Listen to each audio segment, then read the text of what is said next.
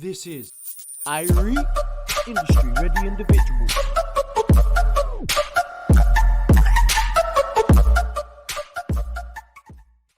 What's good, my people? Danny Venom, Mr. Irie, industry ready individuals. So today we got Skip Lyve, live with a Y in the studio. Well, he's not in the studio, but we got him on live call, and he's in for his interview today. Not only is he in for the interview, he was also the winner of the first and second Ready as Ever rap challenges on our Instagram pages because he smashed it with the bars that he come with. So we've got Skip Lyve today. He's here with us right now. So I'll bring Skip in. What are you saying, Skip? You been good, my brother? What's up, Danny? Industry ready individuals. It's Skip Lyve, live with a YLYVE. Parks no dope. Barclays my backyard. Brooklyn shit. You know, I'm good. Everything copacetic, I'm maintaining. How everything with y'all? Nice, yeah. So obviously Skip joined in with some of the challenges that we put up in the Instagram pages and smashed the first two challenges with the wins. So he held the crown for the first two challenges and still comes with a fire ever since. So you could check out his music. We're going to add all of his links, all of his bios, all of his social media pages, his Spotify, any links to his products we're going to add to the description below. So make sure you go and follow Skip, show him some love, check out his music, go and stream that, download that and support that. Yeah, so Skip, I've been paying attention to your Instagram and your social media pages. You've been doing a lot of stuff recently. I've been seeing like you're performing like near enough every day. So like there's a lot of things going on your ends as well, and you've been releasing a lot of material as well. So like obviously the recent EP as well, Rhymes and Beats, with that collab with it, is it DJ Radar and Bobcat the Legend? Yeah, tell us a little bit about that. Alright, so the project came from, it started with me and Bobcat. At first, me and him had a couple pieces that we did. He was actually on my second EP that I dropped called Goon Talk. That's a collab piece that I got with my brother Goon.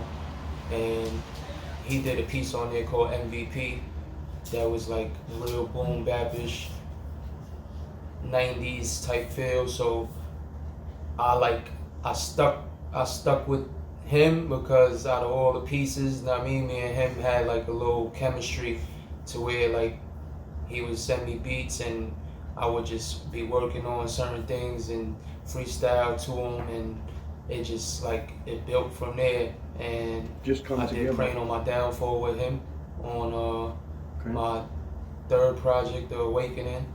So before we did this, we already had like 2-3 pieces together. And then yeah, The Awakening, that's another, what was that, a 7-track EP that was, wasn't it? Which one? The Awakening, I think The Awakening was that, a 7-track EP. I mean, it was really 6, like most of them are 6, the 7, it was only 7 because of the intro, it had an intro track on it, but it wasn't really no vocals on the intro. Okay. So, but the only EP that I dropped that was longer than 6 tracks was the Goon Talk EP.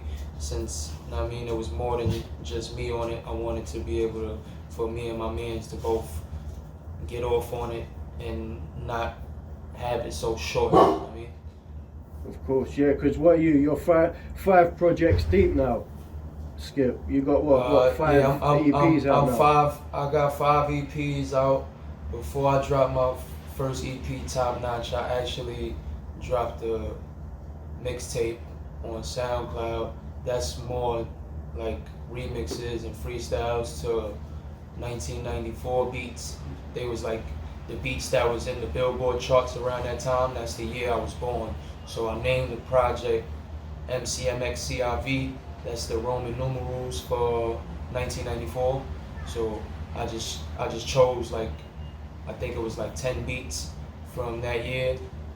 So it was like Method Man, Wu-Tang, the Fugees, Common, like all like old school shit. And then I had like 3 original tracks on there as bonus pieces. But that's what started my projects, was a mixtape on SoundCloud. And then now I'm 5 EPs in. Nice. So you're keeping it running. I see also you're constantly dropping freestyles on your social media pages as well. Like you've been consistent week in, week out with like the Friday uploads. You do the Friday 16 bar Friday uploads as well. So you're doing that every Friday. You're chucking something new up for them as well. So like I just see it consistency everywhere at the moment, as well as your bookings, because I'm seeing you performing all like consistently as well. So I know a couple guys bringing you in with the performances and that and the things that you're doing. Like, can you tell us a little bit about that? What you got booked up for more performances in the future as well, and have you got any more albums and projects on the way? Yeah, so actually like I did a few performances like in the past before I started dropping projects, where I was just like dropping SoundCloud music and it wasn't really too much content. It was just like me doing music, you know what I'm saying? Before I started like putting pieces together and writing and really getting deep into it. So now when I started doing the music heavy again a few years ago, around like 2017, 18, I linked up with my brother DJ Ace, and he be doing like all the underground weed sessions and rap parties and shit like that. So I started rocking with him like I say like early 2021, late 2020 maybe, and ever since then me and him, we at least outside once a week. Sometimes it was 2-3 times a week, different spots. And then I got K-Shark TV. They like Battle League. I actually did a little interview with DJ Ralphie a little while ago, and nice. They got a little thing going. They with the UK right now, so they talking about going out there to do a little battle event in the United Kingdom. So Okay. they another heavy like promotion and battle league, and they get a lot of artists known and shit. So Ace and K Shark, those was like my main spots, my go-tos. Yeah. And then I got S Street Media that I'm gonna do the not summer jam. They got Winter Jam this weekend. It's like summer jam, but they do it in January, and got a lot of dope like hip hop, rap artists. They had like P, they got Styles P coming out in another month or so. So it's like I got certain people I'm connected with that I could keep my feet wet and stay outside, you know what I'm saying? Nice. It's always good to have a little network to keep consistent as well with the performances and doing live showcasing, because a lot of people don't get that opportunity. A lot of people like they're putting out music but they're not performing. Do you know what I mean? So performing is like, I think, the most enjoyable part of the music as well, when you get to perform your music in front of other people and know that they're all vibing with your music as well. So like the fact that you're consistently performing, that's like it's motivation to other people. It should be anyway. It should be motivation to anybody that watches this interview. Skip's performing all the time. He's consistently out there, putting himself out there, making sure he's getting them bookings, whether it be open mic nights, whether it be free performances, whether it be paid performances. He's making sure he's getting himself out there. So anybody that's watching should take note. Go and check Skip out. Skip Lyve, live with a Y. Go and check out his Instagram page. Go and check out his channel. Check out his music and his videos, because his stuff's popping. Yeah, make sure you do that. So yeah, but also yeah, you got a couple of collaborations coming up as well. Did you say Wayne Lee Webster, was it? You got a collaboration coming up with a UK artist? Actually right now, yeah. That's funny because we were just talking about K Sharp. I did when the quarantine started, they had like a quarantine battle segment. It was like virtual battle through the internet, and they always wanted me to like come and battle, and I'm not against the whole battling thing, but it's just not really for me. So I was more towards the ciphering and coming out to do shows and stuff while they had their battles going. But when the virtual thing started, Yeah. he like K Sharp, he talked me into it. I did. He was like, yo, just, you know what I mean? It's a virtual battle. I got a nice, it's a international thing. We gonna do like the US versus the UK, and we gonna see where it goes from there type shit. So I wound up taking the battle, and it was like a 1 round thing where I battled, I think it was, his name was Boski. Uh, I don't remember what leagues. I know y'all got a couple different leagues out there, but he actually like he battle raps, like he's out there, and so I'm like, fuck it, I ain't never battle rap, so I figured if I could take a battle with somebody that actually got numbers under his belt, it'll make me at least, I mean, it'll be a more beneficial battle for me. So I did it, and everybody liked it. Like, they fucked with my shit. They want me to battle. I'm not really going, like, right now, that's not what I'm into. So, but I did link up with Wayne Webster. He was one of the battlers from the UK side, and he battled the dude called Knight. But I fucked with Wayne, and ever since that, I've been in tune with him. He been in tune with my music, and we just connected through the gram. And I got a beat from Bobcat that I already had like worked on a hook to and things like that, and I sent it out there to him, and he put it together. He actually sent it back to me. It was a third verse. It was empty, and he asked me, he like, yo, what you want to do with the third verse? You want to go back and forth on it? Like, I do 8 and you do another 8. So that's really why I haven't dropped it yet. I got it, like, I still got to go back. He put his 8 on it, so now I got to go back and put another 8 on it. So I got 16, he got 16, and then we got a third verse with a joint verse back-to-back type shit. So I'm gonna drop that coming around like the beginning of February. I believe he's from, I don't want to get mistaken, but I believe he's from Bristol, I think it is. And yeah, besides that, I got DJ M Raider. I got another piece coming with him, and a piece with N Raider and my brother DJ Questions over in Cali. DJ Questions, he been rocking with me.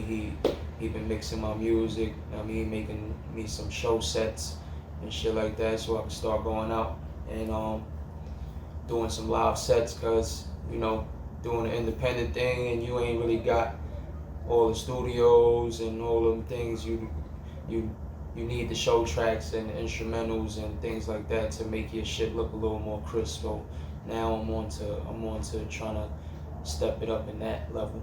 You know what I'm saying? Yeah, it's better presented, more presentable. Okay. Yeah. Also, another collaboration you done recently, which I saw go up, with The Real JT, another artist who entered the Ready As Ever Rap Challenge on the Industry Ready Individuals pages. That track called Skeletons. You murdered that track as well. Yeah. He actually reached out to me. You know, everybody music ain't really for everybody, you know, but I'm the type of person that I'm more into the art and the creation of things. So he got a different type of sound, but he's for certain people, you know what I'm saying? There's people that go through certain things, and the music is an expression for them. So at the end of the day, he speaks to me, he tells me certain things. Like, he's still like in a state where he likes to do the music and freestyle and certain things, but he wants to start coming out and do shows, but he's not as confident yet. But it's just the respect for the craft that when he reached out to me to do that, and he had a couple other people like from India and stuff like that. So like I respect when people love the culture. It's more than just doing a feature for somebody. It's really like, it's more than music. It's that, the culture. that definitely. feature meant more than just me getting, because I know I could get on a track and just murder anybody's beat, or I mean, but sometimes a track means more to somebody than just putting a 16 on it. So Of course. that was really what that was. I fuck with JT, and that brother's got heart. He's got heart as well, and yeah, he's always supporting everyone as well, isn't it? So, but yeah, it was good to see that's definitely. Yeah, it was good to see like the connection. Yeah, and you know what I mean? That's, like I said, the same way K Sharp connected me with Wayne Webster. I got people that I connected through with y'all guys doing these last couple challenges, and I mean, Yeah, that's what it's all about. Networking takes you a lot. Networking takes you a lot of places. Yeah, especially nowadays with the amount of different social media pages and stuff like that. Like, networking is key because there's so many artists out there doing their thing, and a lot of the time, a lot of them don't get the credit they deserve because they're not putting their work out there. So you've got to be consistent with it, like, especially nowadays, because social media just comes and goes. Like, there's consistency is key. So, but also I saw another thing, like, what has music always been your aspirations? Like, is that your main aspirations? Because obviously I've seen from before when you were younger, you used to train as well, innit? Like, I think was it karate you done, or was it judo? It's a mixture. It was Aikido, Jiu-Jitsu, and karate. So it was named Aki-Jitsu Te. So it was like the beginning of Aikido, then you got Jiu-Jitsu, and then you got karate. So they put them all in one. So they put them all in one and mixed it up.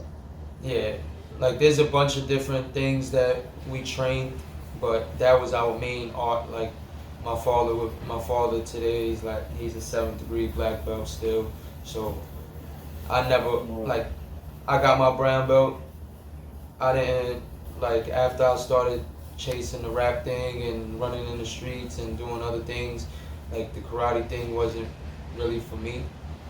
But I still enjoy the art of it and watching it the same way some people like to watch sports and watch wrestling, and like that's still a part of me. Like, that was a part of my upbringing. I could still get on the floor and still do the moves and roll around, and you know what I mean, it's all muscle memory. So at the end of the day, I wound up like falling in love with the music through my father's like stash. He was like big on the bootleg CDs at the time when I was coming up in like elementary school. And I'd say like when I started writing around 4th grade, it was really like the 50 Cent had dropped around that time. It was Get Rich or Die Trying, and that's really what made me like get into the whole rap thing. It wasn't where I'm at now with all the writing and everything like that. I wasn't that deep into it. I was more into the whole aura and the way he came out about, like, it was a tough guy, but he didn't have to, like, you didn't have to be fucking actually beating motherfuckers up or doing these things. When you get on the mic, it's like you can fucking express this shit.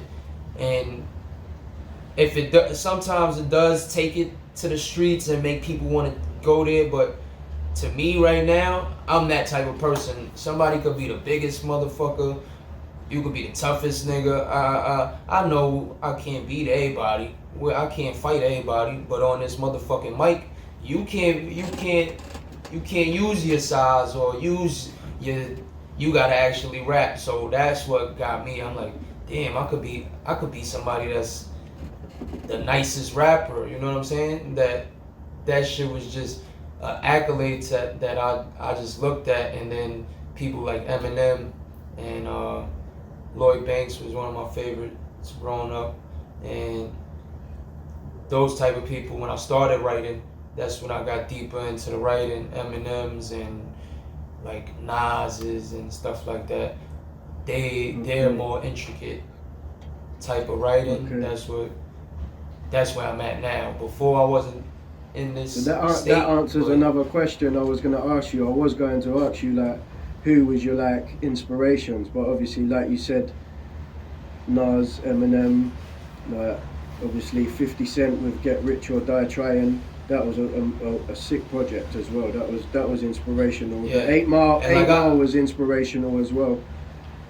I could say this, and I keep it like I'm gonna keep it 100.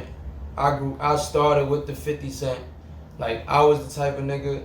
I wasn't even fucking with Nas back then. Like I was the type of nigga that, 50 Cent beefing with this nigga, 50 beefing with this nigga. Fuck them niggas. I'm on some G Unit shit or like. But then it got to the point when I really started writing and I'm looking at these people's skills, like who's nice and.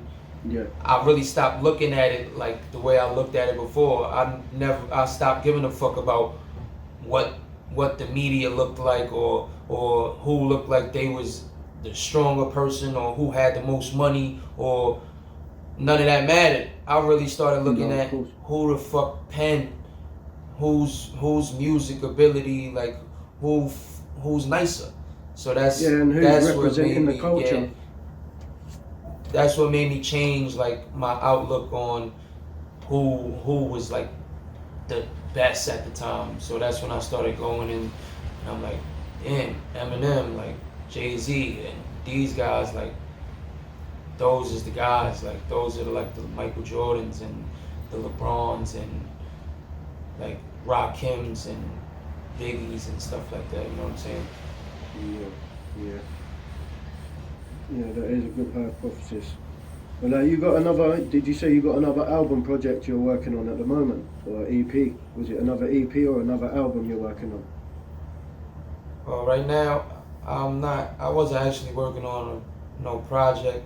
I'm just putting these little pieces together to drop a few singles just to, keep the little buzz. Keep the momentum flowing. Going. And all the pieces is with Bobcat, M Raider, and DJ Questions. So I figured it'll all be good to just keep the ball rolling with them for now. Well, you've only just recently released Rhymes and Beats anyway, isn't it? So obviously you can go and download that, people. Make sure everyone go and check out Rhymes and Beats. That's another EP project Skip's just released, and that's hot stuff. Yeah, Bobcat the Legend and DJ Raider and Skip Lyve on the bars, on the lyrics. It's a sick project. Make sure you go and check that out. Skip Lyve, live with a Y, on Instagram and all platforms. Go and check him out. But so carry on, my brother. Beats, streaming on all platforms. Produced by Bobcat the Legend, DJ M Raider. DJ M Raider is actually a good brother down in Mexico. Fire beats. He's nice. I didn't know he was a young boy until like recently. He a little younger than me, and I'm 28. So that nigga got some skills. Some good. You know what I mean? Yeah. So but it's connections. It's all connections. Yeah. I got the Goon Talks soon. I'm about to work on another piece to that. So within the next year or two, I'll be starting to put out a Goon Talk Volume 2. Me and Goon gonna start working on that, and nice. I got a lot of features in the works right now. That's really what I'm working on. Yeah, the features, the connections. For like the first half of the year, I got a lot of more than a handful, like more than the 2 handfuls. So that's really what I'm working on. Okay, no problem. So a lot in the pipeline and a lot of new releases ready to come then. So are these features going to be released over the coming months, or are they going to be holding them out? What's the plans on them, the features? Do you know what time? Have you got any schedules for any releases? As far as me, I know you know, mine, I'm dropping. I got about 3, 4 of them. They're gonna all come like consecutive, back to back, every few weeks. Once the first one drops, the next one gonna come like in 2, 3 weeks. Then the next one gonna come. So as far as all the other features with the few people I got coming, it depends. Like with them, like I said, I'm more of a, I put my work in, and I don't really put the work in if it's just gonna sit around. So me, I'm waiting, and once me and my boys work and they put their stuff on my tracks, they gonna be going. As far as my features on their tracks, I can't really, you know what I mean? I can't say when those you come. can't give a timeline, yeah. That'll just have to be like, you know, people work on their projects and then they want to have a right timing to where it aligns with the project coming out, and of course. But I know what I'm gonna do when I record my stuff. Yeah. It's coming. What's your thoughts on all these dance rappers and this cross-dressing business, bruv? With all these rappers, what's your thoughts on that? Yeah, I don't got nothing against the whole dancing and wanting to entertain, jumping around. That's all cool and dandy, but I like to rap. Other people like to, you know, dance. You got like Chris Brown, he dances and he sings, but in certain places, it's just not what we looking for. Like I want to go out. If I'm going to a place where say like we go to the Lyricist Lounge. If you go to SOBs, the Lyricist Lounge, you're gonna have people like Talib Kweli and Joel Ortiz and these type of people there. So now, if you got a bunch of young, not really lyrically inclined people just saying a bunch of things on beats, and it's catchy, and all they homeboys could jump around and the girls could shake their ass, it's really like, it takes away from what's really supposed to be happening. You know what I'm saying? Yeah, the art of it, the music. Yeah, it's cool. That's part of the art, but how far do you go into the other way and take away from this part? You know what I'm saying? So if I'm rapping, it's cool. I don't mind somebody dancing in the background to my music, because that's always a part of entertainment. The people are supposed to want to dance to your music. They're supposed to want to jump around and have a good time. But if I'm rapping and I'm not really rapping my words, and I'm on the stage and I'm fucking jumping around and my words is just playing on the fucking speaker, that's not a performance. Like, it's not a show. The performance part that they're giving is the dance part. So you might as well just go to a dance contest. You know what I'm saying? Because if you come into a rap contest and you in here with a bunch of rappers, but then you ain't rapping and you dancing, like it's a I don't know. And then you got these motherfuckers over here that they think because something costs so much money, or they got a name brand to it, they can wear certain things, and I don't know, the game's just all over the fucking place today. Yeah, it's crazy. So it's like a mad image that certain established artists are presenting. Yeah, cause say like growing up at a point, it was a time where the shit that half of the niggas wear, they would have got fucking cracked on back in the day for wearing this shit. Motherfuckers would have tore their asshole. They would have told them, like, why you got that tight ass chain around your neck like that? But Yeah, now they probably take their chain as well. you can walk around. Yeah, now you can walk around with a choker. But before, when I was in school, the only people I knew with chokers was fucking girls and dogs. So now niggas is walking around with chokers on, and it's like, oh yeah, but that choker costs $50,000. Why does it matter how much the choker costs? You still wearing a choker at the end of the day. Why does it matter how much the skirt costs? You're wearing a skirt. I can understand if you was Scottish or you as part of your if you're Scottish and you're wearing a kilt, that's a different thing. Yeah, you're wearing a kilt. Like that's a whole different scenario. But I'm not Scottish, so why the hell am I gonna wear a kilt? So now when I put the kilt on and I try to say, yo, but I got a kilt on. Nobody wants to hear that. Nobody's feeding into that. You just calling it a kilt so we could get away from the fact that you want to wear a skirt. Yeah, it's true. It's true. They must enjoy wearing skirt or something, because I don't see it as very manly, but that's my opinion. Like you said, I've got nothing against it. I'm just saying, at a point, it's nothing against them, because, like I said, I just rather you be who you are. You got these people that they want to be one thing, but then want to do other things that like take away from you being what you're supposed to be. It's true. You can't be. Time is the most valuable. You can't be the most valuable player in the game, but you're doing a bunch of things that the bench players do. You're not gonna be most valuable no more. You gotta live up to the standard that the people, and if you don't, you have to be okay with the people telling you about yourself. Because now when the people tell you about yourself, and you be like, all right, but I want to wear the choker, or I want to wear the skirt. There's nothing else we can say after that. We cannot argue with you no more. You're all right with that.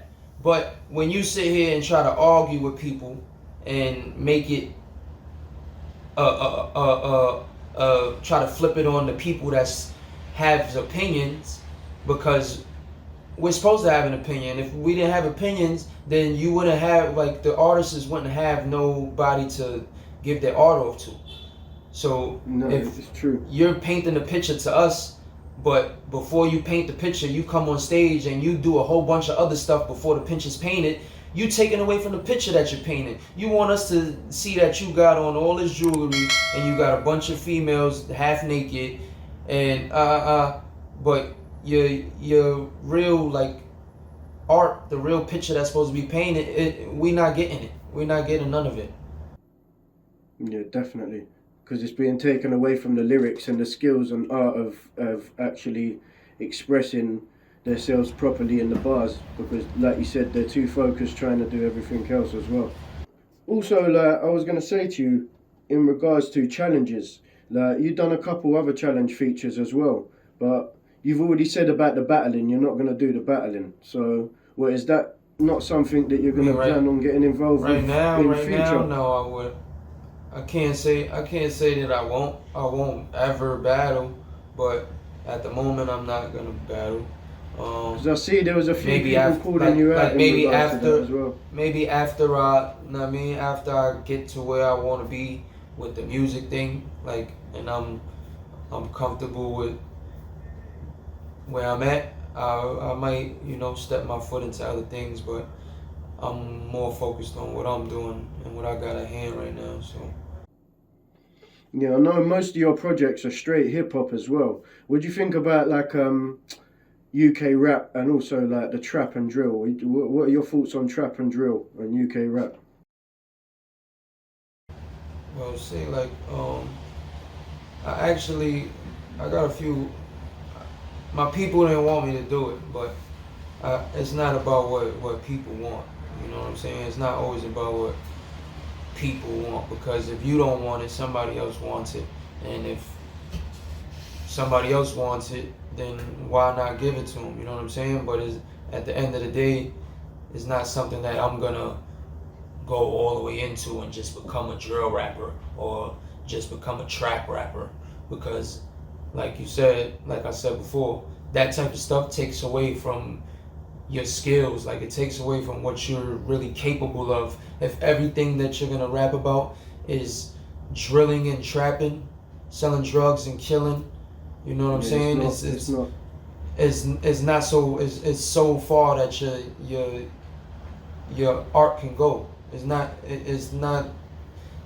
know what I'm saying? So now you're very limited, and I think it only appeals to the younger generation as well. People that are not grown yet, innit? I think, because I'm not got nothing like you said.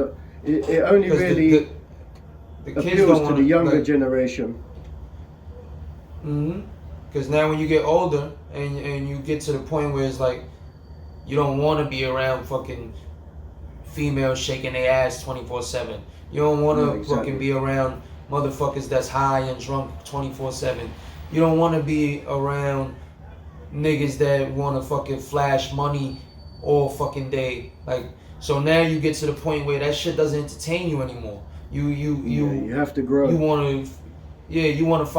You find entertainment in other things. So now when you want something that's deeper than just some simple ABC music, you want something that's gonna fucking make you think and fucking paint a picture for real without you having to see the video. Shit like that, music like that, you don't really get that from these drills and these trap music, because it's only one or two or three pitches. The pitches is repetitive. It's a repetitive picture. It's nothing outside of the ordinary that's being painted in these songs that these kids are saying. Yeah, it's all the same nowadays. That trap and drill all sounds the same nowadays. So yeah, because unless you're like, say, like a Benny the Butcher, he actually was able to take it to a different place, because he was there's people that was actually in those situations and in those shoes, that when they speak about it, it actually holds merit, and it hits harder, and it makes people feel it different. So now, what he could do, everybody can't do. But everybody wants to be the El Chapo and rap like they fucking got bricks and this and that. When we know the real, half of these niggas that's rapping that shit, they the ones that's just buying little packs. They just buying packs to fucking smoke. They not even doing that big time drug dealing and all that. They just rapping about it. Because half the time, if you're rapping about it, you're either stupid or you're not really doing it. So, because you telling on yourself. If you're really doing it, you wouldn't be telling. Yeah, you got the people that they was doing it, and then like that's what gets certain people, like, makes them not go all the way in with the rapping at the beginning, because they're so caught up in the streets that is like, how am I gonna go in the booth and rap about certain things when I'm still in the streets doing these things? I can't even do that. But then you got people that's gonna still go and do that, knowing that they're fucking telling on themselves. And then when the shit hits the fan and motherfuckers is like, oh, well, they're not supposed to use people's lyrics against them in the court, and It don't matter what they not supposed to do. You're not supposed to be doing what you're doing, but you're doing it. So now that you're doing that, I've seen it being done. Like, people's lyrics being used against them in court. I've seen it being done. That's why I spent a little time out of music, because when I weren't in the right frame of mind and I was getting myself caught up in things I shouldn't have been. Now, obviously, I'm on the other side of it now. I'm grown. So obviously, I see your point as well, because I come from the same angle. Because when I was younger and I was in that frame of mind, I found it hard not to rap about the things I was doing. And then when you rap about the things you're doing, you're telling on yourself. So at the time, I didn't release most of the stuff. Do you know what I mean? But now that I'm past it and I'm not doing that, that's why people have seen me release old stuff, because I can actually say it now, because I'm not doing none of that stuff. Do you know what I mean? I come well away from that to put myself in a better frame and environment for like a better environment also for the next generation as well. Because once you get, like you said earlier, once you get older and you're more grown, you get a little bit of wisdom, and you start having your own family. I think it's a big kick in the arse to like put you in the right direction as well. So maybe some people it doesn't, maybe, but for most people, I think when you get older, you just grow.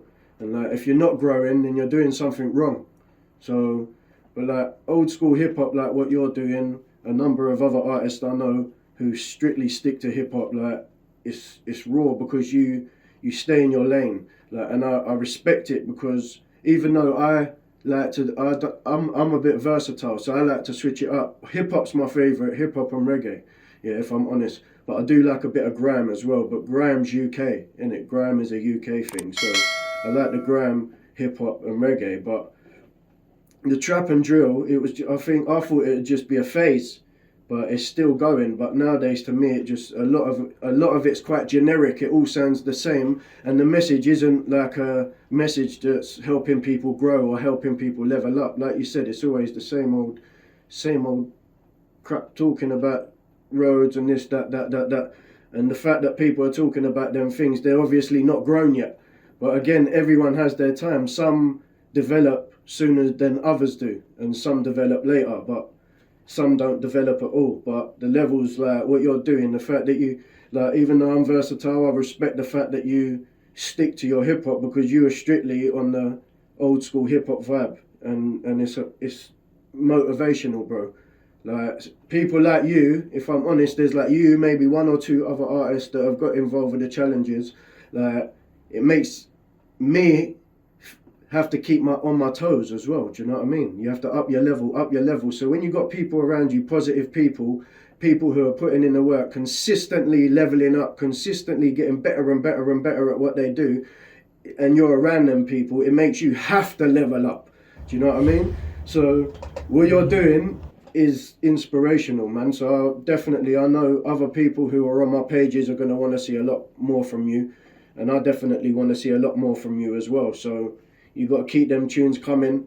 I'm looking forward to seeing a few of these new singles coming up as well.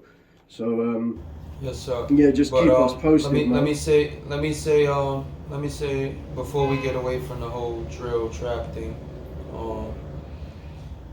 you said about leveling up and growing and evolving. You know, now we have a different comfortability now. We can say certain things and know that we still have other music that goes along with this music for the youth and the people to know that this is not what we're promoting. You know what I'm saying? These kids, they're really promoting that. Like we might make the music out of expression or say certain things that it may seem like, oh, this is wrong, but we have a message behind our shit. These people that just out here trapping and drilling and doing that shit 24/7 and don't got no other type of message behind their music, that's when I say that there's no longevity in that part, because definitely who's gonna want to go and listen to 60-minute concert of a nigga that don't got no fucking content in his music and don't say shit? 50 Cent and these guys that's selling out these shows and doing 60-minute sets of their whole fucking catalog, these niggas ain't gonna be able to have a catalog that extensive if you ain't fucking got nothing to rap about. Because after your first 2 projects, nobody's gonna want to keep hearing this shit. Yeah, it'll just die out. It's just like I said earlier, it just sounds generic. It becomes like it's not original. Once you've done it a couple of times, it's no longer original. It's temporary. So your sound is just temporary because you don't know how to do more than just one thing. So you just do that one thing, and now it's over because nobody wants to hear it for fucking their whole life. They don't want to keep hearing the same thing. Yeah, true. So like, yeah, being versatile is definitely a good thing, I think. Like being able to switch genres, jump on different genres and stuff like that, is definitely a skill. But at the same time, I agree with what you're saying as well. You have to stay on your path, because if you don't stay on the path that you're paving and you keep going like left, right, jumping on different things, you're never going to reach the destination you want to reach. So I get what you're saying, like stick to one path until you've got to a point where you've mastered it. When I get there, it's lit.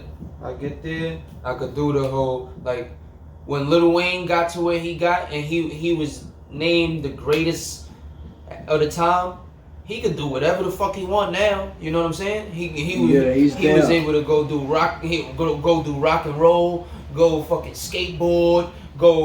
He do whatever he want because he the greatest. What else can you? What else can I? And even if you might not think I'm the greatest, but more than half of the world thinks so. So I accomplished what I wanted to accomplish. So now, if I feel like I want to go and battle rap, or I want to go and just be a swimmer, or play baseball or some shit, I accomplished what I came here to do. I could take time and do other things, but until I'm where I want to be with the rap shit, until I'm at that top, that part where everybody's like, yeah, that's this nigga right here is the fucking, like, I need to be one of those first before I just go and do other things, because then it'll add on to it and be like, oh, this motherfucker got the craziest verses, craziest tracks, but now this nigga goes into battle rap and fucking killing niggas over here. But if I don't solidify my music first, and then I go into the battle shit, and then I gotta build both of them up at the same time, it's like I'd rather just be able to focus on on my. You're not giving anything 100% if you're too divided, are you? When you're split, you stretch yourself too thin, innit? If you stretch yourself too thin, you end up being divided between too many things and not giving anything 100%. So then you don't achieve the goals that you could possibly achieve if you're giving it like that one thing your complete time and energy. So like definitely, like that definitely makes sense. So again, Skip, blessed for coming on, my brother. I appreciate you joining us for an interview on the Industry Ready Individuals page. I thank you for getting involved with all the challenges that we've been putting out on the Industry Ready Individuals pages as well. Your bars have been immense. You've been keeping the heat on for all the other artists as well. So more life and blessings for that. And definitely look forward to seeing more from you, bro. So again, thank you for coming on, man. Bless you, my brother. I appreciate y'all for having me. Appreciate you for rocking with me for the past couple of years. You know what I mean? So, and I look forward to doing some more work with y'all and getting in the studio with you, Danny. You know we gotta do something. Definitely, bro. We need to get that collaboration down, 100%. Definitely. So I'm looking forward to that as well. So people, that's another thing you can look forward to as well. Myself and Skip are going to be doing a collaboration at some point in the near future on some raw old school hip hop and old school hip hop style beats. So make sure you keep an eye out for that as well. So anyway, everybody, make sure you subscribe to the channel. Go check out the Instagram page. You can see Skip's entries for all the challenges. You can see all the other artists' entries for all the challenges as well. And make sure you hit that notification bell for all the upcoming uploads. And again, Skip, thank you for coming on, my brother. Thank you. Appreciate you.